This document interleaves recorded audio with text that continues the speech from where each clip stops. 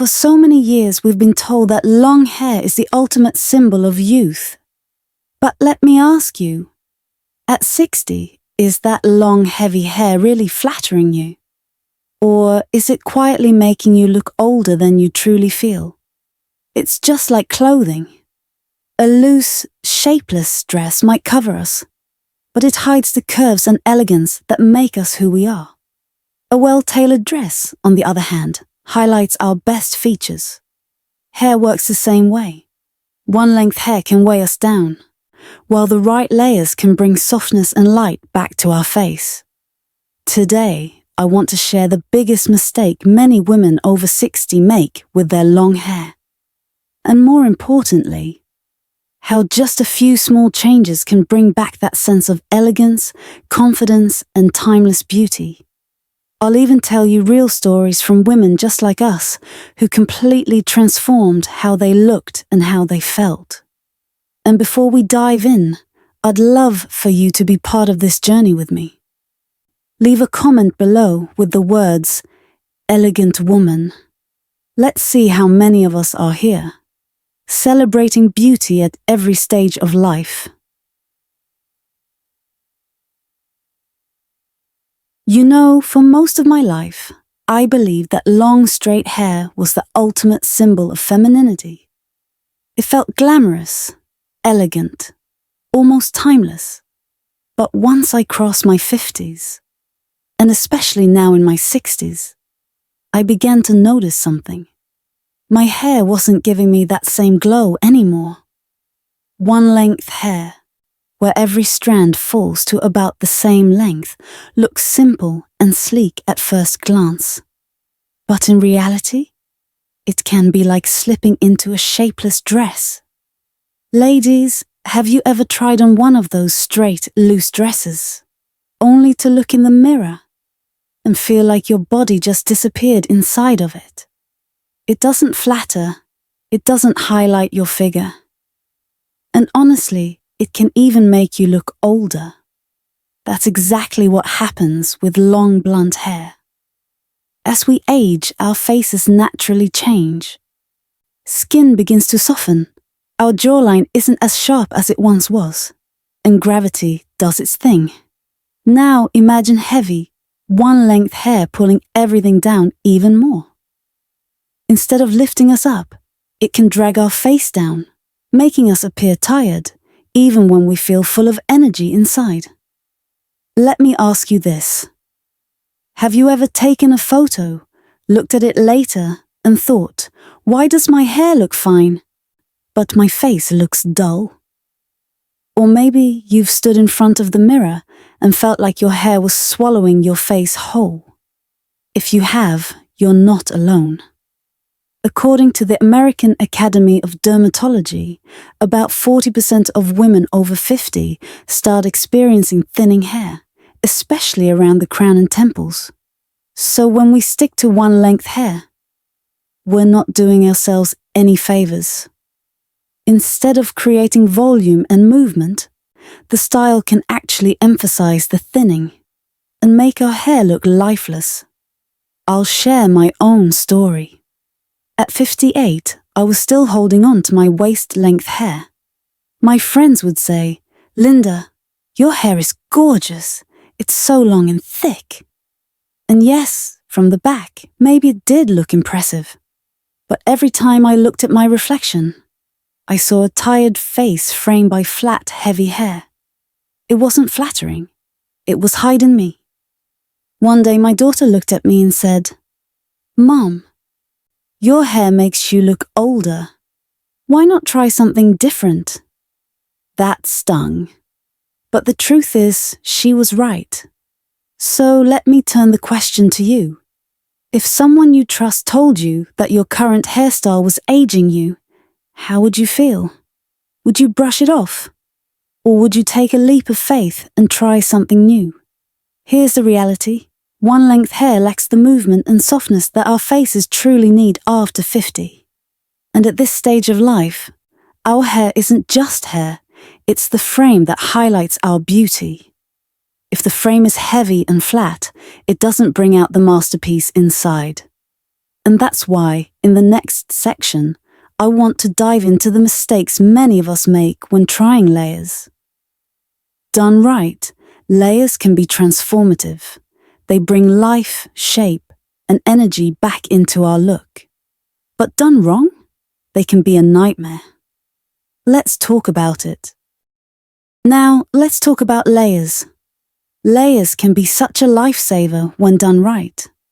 They add movement, softness, and a little youthfulness to our hair. But if they're done the wrong way, oh my goodness, they can turn into one of the biggest hair disasters we've ever had. And I'm willing to bet some of you watching right now have lived through exactly what I'm about to describe. The first mistake is overlayering the ends. When too much hair is cut from the bottom, it leaves the ends looking thin and straggly. Instead of that full, healthy look we all want, the hair just sort of falls apart. I remember going to a little salon near my house when I had just turned 60. The stylist smiled and said, "Let's add lots of layers. It'll give you more body." I trusted her, but when I looked in the mirror afterwards, the bottom of my hair looked shredded. It was so thin that brushing it felt like the strands might just break off. And let me tell you, it took months for me to grow it back. Have you ever had that happen? Have you ever walked out of a salon and thought, "My hair feels half as thick as when I walked in"? If you have, you know how discouraging it feels. According to the Journal of Cosmetic Dermatology, more than 35% of women over the age of 55 report that their hair feels weaker and breaks more easily after getting heavily layered cuts. That's a big number, and it tells us that more layers doesn't always mean better layers, especially as we age. The second mistake is cutting the top layers too short.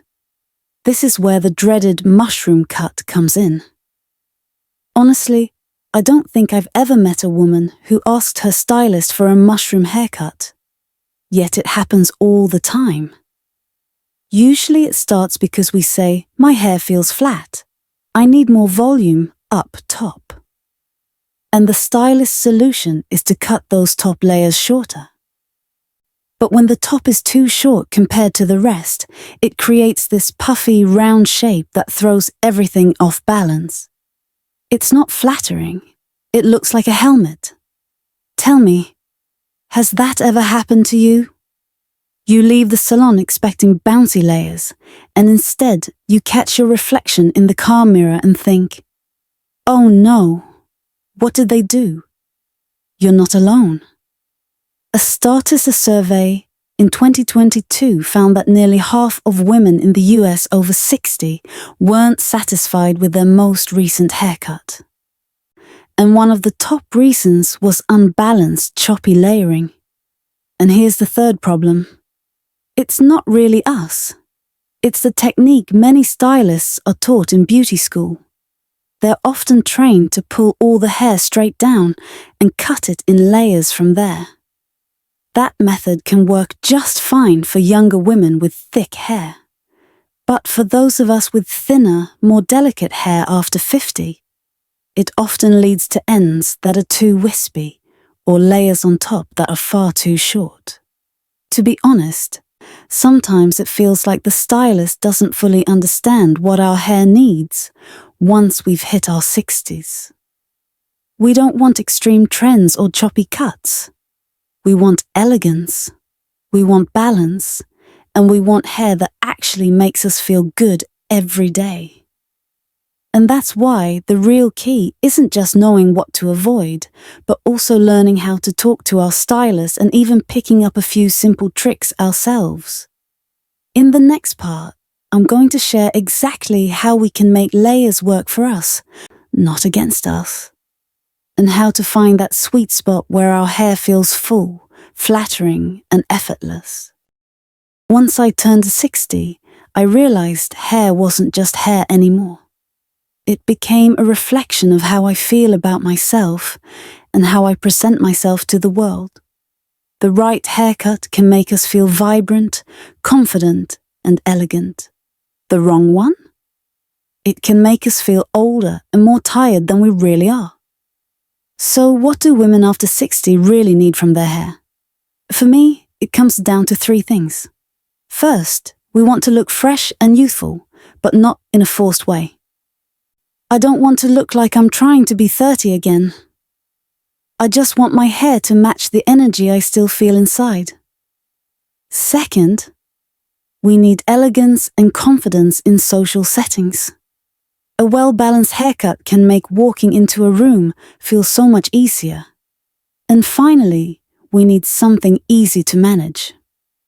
Let's be honest, most of us don't have the patience to spend an hour every morning with a blow dryer and 5 different styling products.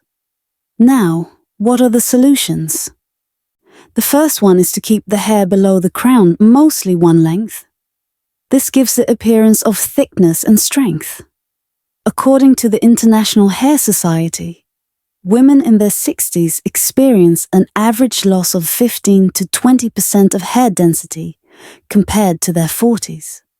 So protecting that fullness at the bottom makes a huge difference.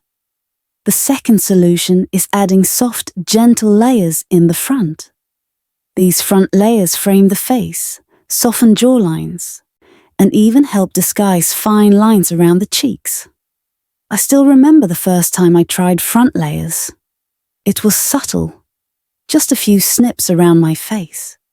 But when I got home, my husband looked at me and said, "You look 10 years younger, but in such a natural way." That one comment made me feel radiant all day long. The third piece of advice is to avoid cutting layers too short. Layers only look beautiful when they're balanced with the overall length.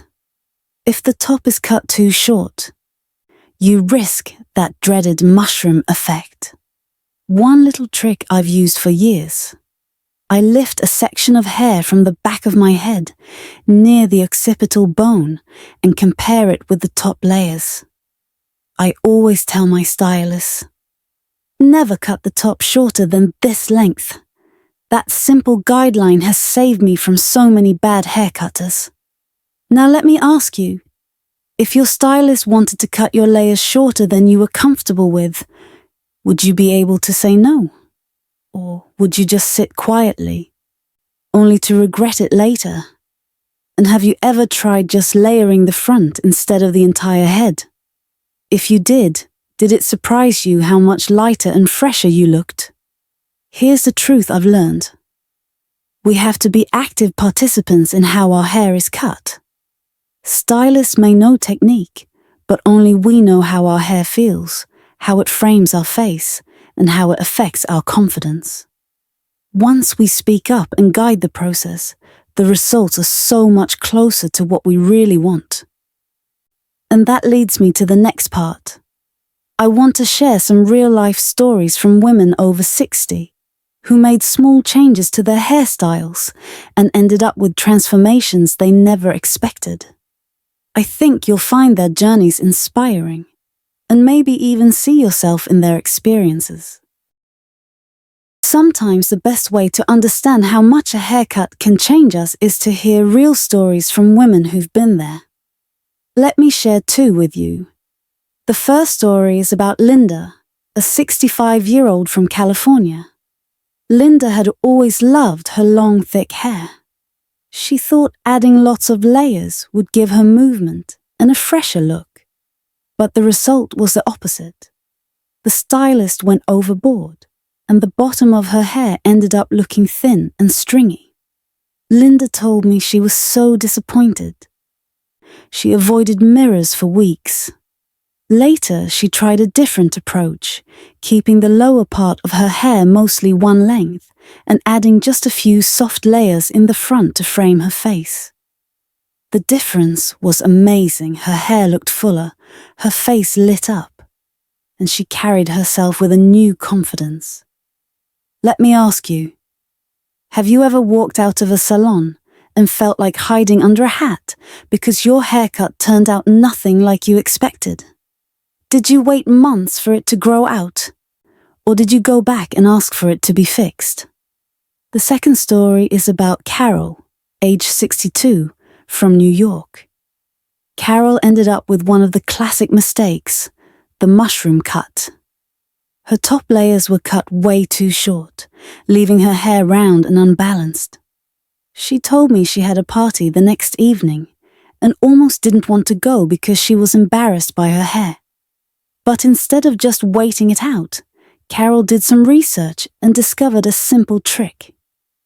She started using the hair at the back of her head, near the occipital bone, as a guide. From then on, she told her stylist, never cut the top shorter than this. That one adjustment gave her control over her haircuts. And she's felt confident walking into the salon ever since. So I want to ask you, if you found yourself in Carol's shoes, would you have the courage to speak up and tell your stylist no? Or would you sit quietly and hope your hair would grow back fast enough? According to an AARP survey in 2021, 54% of women over 60 in the US said they had been unhappy with at least one haircut in the past 2 years. That tells us Linda and Carol's stories are far from unique. In fact, many of us have been in their shoes.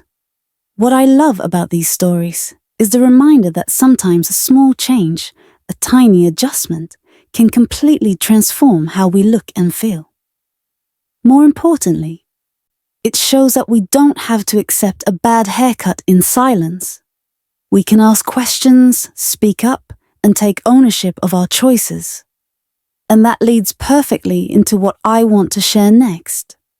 A few simple tips you can actually try at home to experiment with layers safely and bring new life to your hair without the risk of turning it into a disaster. One of the easiest and safest ways to experiment with layers is to start small, just around the face. We call these front layers. It's a subtle change, but it can make a world of difference. A few gentle snips in the front can soften your features, frame your face beautifully, and even make fine lines a little less noticeable. Now, I know what some of you might be thinking. Cut my own hair? No way. Believe me, I felt the same way at first. But with the right tools and a little patience, it's not nearly as scary as it sounds. All you really need is a large mirror, a pair of proper hair-cutting shears, not kitchen scissors, and a steady hand. By sectioning off a bit of hair, pulling it forward, and trimming just the ends, you can see a refreshing difference almost instantly. Let me ask you, have you ever tried trimming your own hair at home? Did it turn out better than you expected? Or did you end up laughing at yourself in the mirror? And if you've never tried, what holds you back the most? The fear of messing it up? Or just not feeling confident enough? I'll tell you about my own first time. I was nervous. My hands were literally shaking. But I only took a tiny bit off around my cheeks. When I looked in the mirror afterward, I was surprised, in the best way. My face looked softer, lighter, and honestly, I felt like I had knocked a few years off. Later that day, a friend said, "Linda, you look so refreshed." Did you do something different with your hair? That one small change lifted my confidence for the whole week. And it turns out I'm not alone. According to a Statista survey in 2022, about 46% of women in the US over 60 said they had tried cutting or maintaining their own hair at home at least once in the past 2 years. It's more common than you might think. And especially since the pandemic, many of us have discovered we're more capable than we give ourselves credit for. Another big advantage of front layers is that they're easy to fix if you make a mistake. Unlike cutting layers all over, front pieces grow out quickly, usually within a few weeks, so you can adjust them without too much stress. That's why I always recommend starting here before committing to a bigger change. So let me ask you, would you be willing to spend one quiet afternoon experimenting with just a little trim in the front? You might be surprised at how such a small step can bring a fresh new feeling to your look and to your confidence. The important thing to remember is this: you don't need a dramatic change to feel youthful and radiant again. Sometimes the smallest, safest step is exactly what we need to rediscover the spark inside us. And that brings us to the next point. Because even if we start small at home, at some point, most of us will go back to the salon.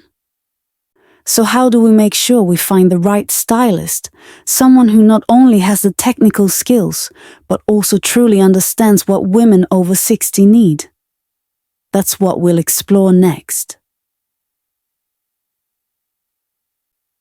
You know, after everything we've talked about today, here's the truth. Long hair after 60 can still be beautiful. The secret isn't in holding on to every inch of length, but in shaping it wisely. Avoid too many layers at the bottom, keep the top balanced, and if you're unsure, start with a few soft front layers.